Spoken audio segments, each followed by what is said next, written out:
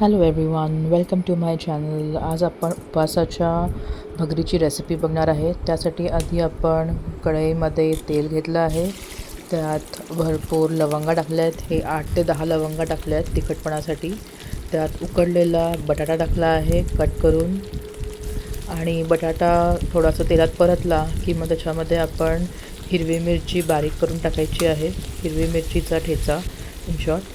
आणि हे मी 8 ते 10 हिरव्या मिरच्या घेतल्या आहेत. खूपच फिक्क्या होत्या, अजिबात तिखट नव्हत्या. तुम्ही मिरच्यांचं प्रमाण कमी जास्त करू शकता. त्याच्यामध्ये आपण ऑलमोस्ट 1 कप धुतलेली भगर घातलेली आहे. व्यवस्थित 1 ते 2 पाण्याने ही भगर धुवून घ्यायची आणि मग ती या फोडणीमध्ये टाकायची. भगर व्यवस्थित परतून घ्यायची. त्याच्यामध्ये सगळं मिक्स झालं पाहिजे. आता आपण त्याच्यामध्ये दालचिनीची पावडर टाकली आहे. ही पाव चमचा दालचिनी पावडर टाकली आहे. आणि आता हे आपण दाण्याचं कूट टाकतो आहोत. हे भाजून घेतलेलं शेंगदाण्याचं कूट आहे. आता आपण हे सगळं व्यवस्थित भगरीमध्ये मिक्स करून घेणार आहे. भगर थोडी परतून घ्यायची, म्हणजे थोडी खमंग होते. आता आपण ह्याच्यामध्ये मीठ टाकलं आहे. मीठ टाकून व्यवस्थित मिक्स करून घ्यायचं. आणि आता आपण त्यामध्ये पाणी टाकणार आहोत. पाणी आपण दुप्पटपेक्षा थोडं जास्त टाकू शकतो. गरम पाणी टाकलं तर मस्तच, नाहीतर नॉर्मल पाणी टाकलं थोडं उकळी यायला वेळ लागतो. गरम पाणी टाकलं तर भगर छान फुलते आणि मोकळी मोकळी होते. दाणे छान फुलून येतात. तर आता आपण त्याला एक उकळी येऊ द्यायची.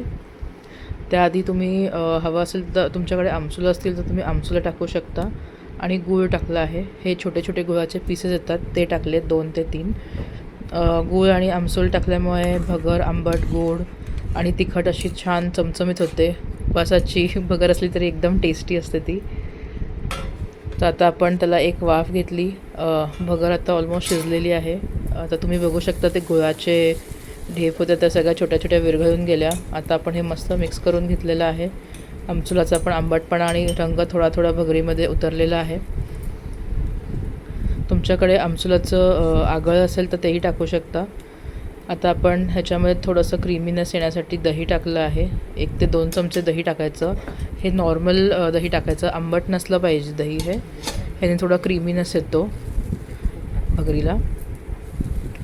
दही टाकून आपण हे मस्त व्यवस्थित मिक्स करून घ्यायचं. आणि आपण गॅस बंद केलेला आहे.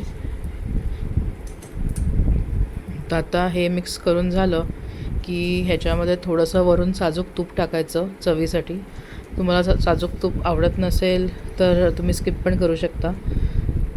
तर 1 ते 2 चमचे टाकायचं फक्त फ्लेवरसाठी. तुपांनी त्याचं फ्लेवर्स सगळे एकदम एन्हान्स होतात आणि एकदम टेस्टी लागते भगर. आणि हे वरून आपण थोडीशी मिरेपूड टाकली आहे.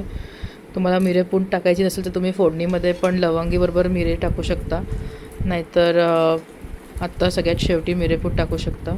आता हे सगळं व्यवस्थित मिक्स करून घ्यायचं. आणि आपली उपवासाची फोडणीची भगर रेडी आहे. रेडी टू ईट.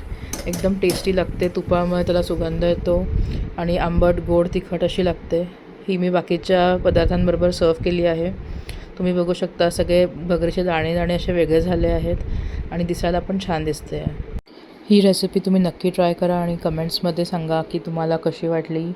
आणि या चॅनलला लाईक, शेअर आणि सबस्क्राईब करा. Thank you for watching. See you soon. Bye.